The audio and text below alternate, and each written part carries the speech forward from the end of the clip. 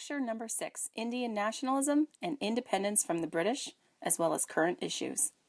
India gained its independence from Great Britain on August 15, 1947.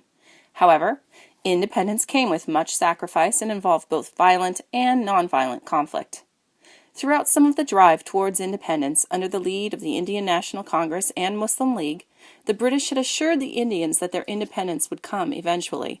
However, with worldwide conflict from 1914 to 1918 during the First World War, and again during World War II between 1939 and 1945, independence always seemed to get pushed back.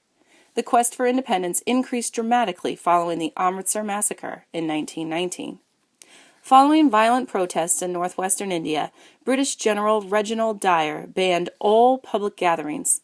On April 13, 1919, without realizing there was a ban, over 10,000 people gathered in the city of Amritsar in one of the enclosed town squares. General Dyer ordered his troops to open fire on the people, who were there to peacefully listen to speakers. 379 people were murdered, including women and children, and over 1,000 were injured. Many more people would have been killed had the soldiers not run out of ammunition or had they been able to bring in machine guns. India was shocked by the carnage, and many Indians wanted to violently rid themselves of their nation's oppressors. Mohandas Gandhi, who had returned to India from South Africa in 1914 and who had become leader of the Indian National Congress in 1920, encouraged Indians to use peaceful protest to resist the British and secure independence. It was in South Africa where Gandhi had first used satyagraha, or truth force. Satyagraha, he believed, could not fail because it was the truth. Gandhi believed that many people, committed to a universal truth, could be extremely powerful in swaying public opinion and would expose the British methods of control to the world. Gandhi's methods soon were referred to as civil disobedience, or the refusal to obey unjust laws using peaceful forms of protest. Gandhi's methods were rooted in Christian and Hindu tradition and were partly based on American philosopher Henry James Thoreau's ideas. Gandhi's methods were appealing to Indians. Why? By ridding Western influence from his own life, despite having had a privileged life, struck a chord with many people. His simple living and his encouragement of boycotting British goods made Indians feel empowered for the first time in many years. Gandhi was soon called the Mahatma, or Great Soul. He emphasized the need for people of all faiths to live together peacefully and find similarities between their religious tenets instead of differences. He emphasized the need for people of all faiths to live together peacefully and to find similarities between their religious tenets instead of differences. He viewed all people as children of God, including the lowest castes in Indian society, like the Harjans or Untouchables. He set up a utopic ashram, or community, for his followers, where the caste system was eliminated. This was appealing to most Indians.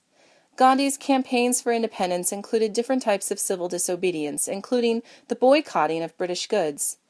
200 million Indians suddenly stopped buying British goods, which was immediately felt by the empire. One of the products Gandhi boycotted was British-made cloth. In bonfires across the nation, Indians burned their British cloth and then began spinning and weaving their own cloth.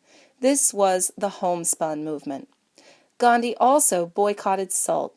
Gandhi arranged to walk 240 miles to the Arabian Sea in 1930, arriving on the anniversary of the Amritsar massacre.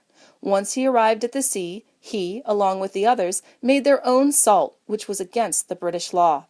This event was the Salt March.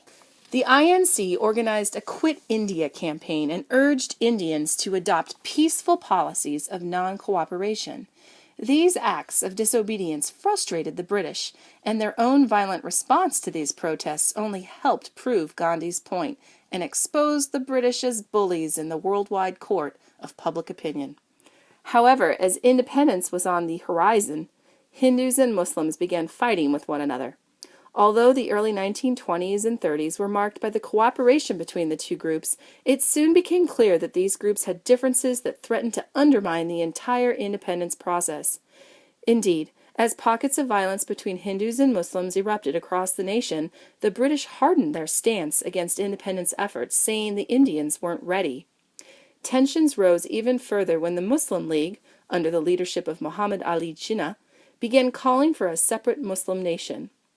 As a minority group in India, many Muslims felt that they would never be fairly represented in an independent India. Gandhi disagreed with this idea of a separate nation.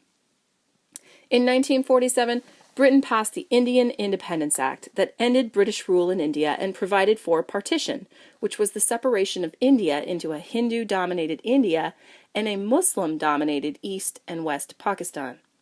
East Pakistan later became Bangladesh in 1971. Nehru was to become the Prime Minister of India. Muhammad Ali Jinnah was to become the President of Pakistan. Partition led to mass violence between the religious groups as they made a mass exodus to their respective nations. Gandhi went on a hunger strike to help stop the violence. As such an inspirational leader, he did help to bring an end to the fighting with these efforts. But in January 1948, Gandhi was killed by a Hindu extremist. Gandhi's methods have been used by activists the world over, including Martin Luther King Jr., who had a picture of Gandhi on his office wall and who is known to have said, "Christ gave me my message, Gandhi gave me my method," in reference to his protests during the American Civil Rights Campaign. Today, India has a parliamentary form of democracy, modeled after the British form of government. It has a federal system with a central government, as well as 25 states and 7 territories. Although India's government divides state and federal power, as does the U.S., its federal government has more power over the states. The President of India, in charge of domestic affairs, appoints the state governors and has the power to dissolve state governments. Under a parliamentary system, a president has little individual power. Rather, the real power rests with the political party that has a majority of the seats in parliament. The leader of the majority party in parliament names a prime minister, who also represents the nation in international matters. There are 2 houses in the Indian parliament, an upper house and lower house, called the Council of State and Council of People, respectively. With so many political parties in a parliamentary form of government, political parties must make agreements and concessions in order to have influence. When there is no clear majority party in politics, political parties sometimes form coalitions, where several parties join together to rule. The Indian National Congress still exists, as do many other political parties. Despite independence, India faces many challenges today. Despite the caste system having been made illegal in 1952, it is still practiced socially. The Dalits, or untouchables, continue to face discrimination socially, despite now having guaranteed representation set aside in government via quotas, first established in 1990. There are still violent crimes committed against people from this class, who some will never fully socially accept as social equals. Other recent problems in India's history include violence against women, including several instances of gang rapes and murders of women in rural villages for defying traditional social norms. Additionally, despite the dowry system having been eliminated legally in the 1960s, brides still face pressure from their extended families. There have been recent occurrences of bride burnings, domestic violence, as well as disfiguring acid attacks against women who stand up for themselves. There is much cultural diversity within India, and many of the diverse groups have demanded more representation from their government, including the Naga people in the Northeast, who fought, and eventually won, representation as a separate state within India. Some religious groups have also demanded more say in government as religious minorities, like the Sikh separatist movement. Sikhism began in the 1500s as a blend of Islamic and Hindu traditions, which we learned about in lecture number 3. Making up only 2% of India's population, some Sikhs have fought to receive what they consider to be their due share in government and resources. In the 1980s, a group of Sikh separatists demanded their own nation in the Punjab region, which had a Sikh majority living there. Some of these protests became violent, including the city of Amritsar, where Sikhs occupied a Sikh shrine called the Golden Temple and refused to leave until their demands were met. Government troops attacked the temple, killing many of the Sikhs there. Additionally, there continue to be tensions between Hindus and Muslims in India today. These clashes included fights between Hindus and Muslims in the city of Ayodhya. I've probably mispronounced that, sorry, where Hindus attempted to destroy a mosque to build their own temple in its place in 1992. 10 years later, another outbreak of violence killed over 600 people in the same region. There have been many other attacks in India, including a recent attack by the terrorist organization called Lashkar-e-Taiba on a hotel in the city of Mumbai in November of 2008. This Islamic terror group from Pakistan was partly funded by Osama bin Laden. However, despite outbreaks of periodic violence, India has many unifying forces, the greatest of which is its democracy. India is the world's biggest democracy today. Democratic tradition has helped marginalized groups in society feel like they have more of a say in politics. Other factors contributing to unity, in addition to its strong leaders, include modern communications and the ever-growing and expanding economy. Following independence in 1947, Nehru led for 17 years and promoted secularism.